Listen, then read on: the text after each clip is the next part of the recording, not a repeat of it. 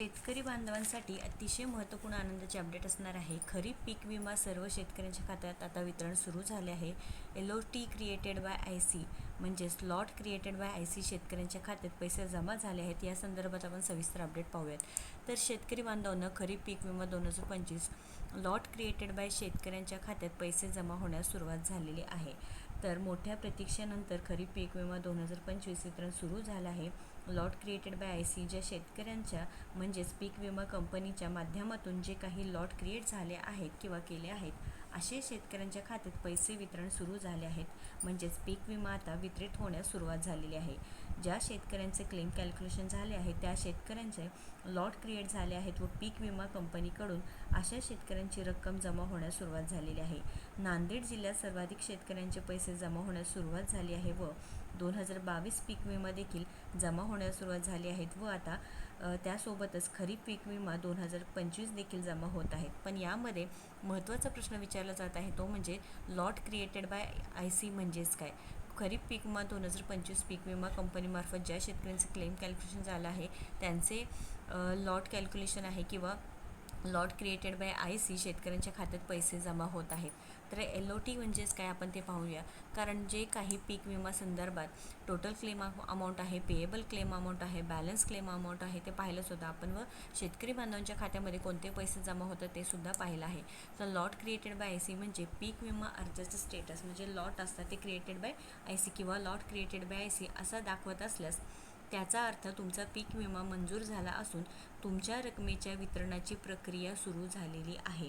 तर तुमचंसुद्धा lot created by IC येत असेल तर नक्कीच सांगायचं आहे। व इथे विमा वितरण प्रक्रिया आता पीक विम्याचे पैसे थेट विमा कंपन्याकडून न मिळता एक मध्यवर्ती एस्क्रो खात्यातून दिले जात आहेत।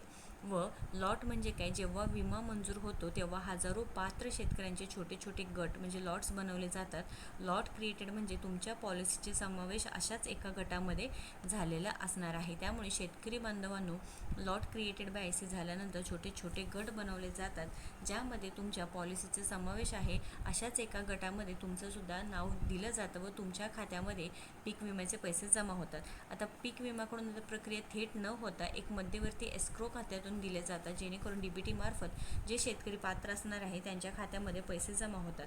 तर हे अमाऊंट पेएबल अमाऊंट आहे, टोटल क्लेम अमाऊंट आहे, बॅलन्स क्लेम अमाऊंट आहे, जसं की आपण पाठीमागील व्हिडिओमध्ये सुद्धा दाखवले होते हे अशा प्रकारे असतात।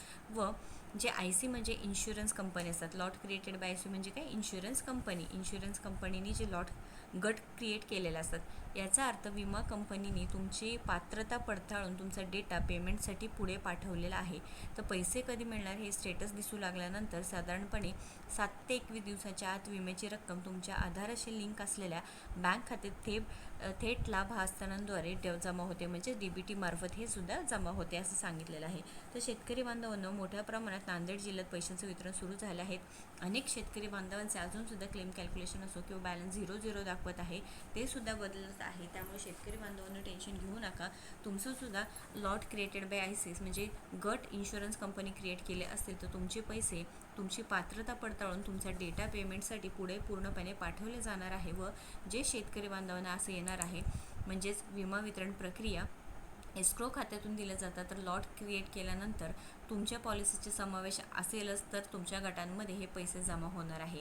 महत्त्वपूर्ण आनंदाचे अपडेट आहे। जास्तीत जास्त शेतकरी बांधवांना शेअर करा। तुमच्या जिल्ह्यांमध्ये पीक विमा जमा होण्यास सुरुवात झाली आहे का नाही नक्कीच कमेंट करा आणि अशाच महत्त्वपूर्ण अपडेटसाठी आपल्या योजनायात्रा चॅनलला व फेसबुक पेजला फॉलो व सबस्क्राईब करा। धन्यवाद।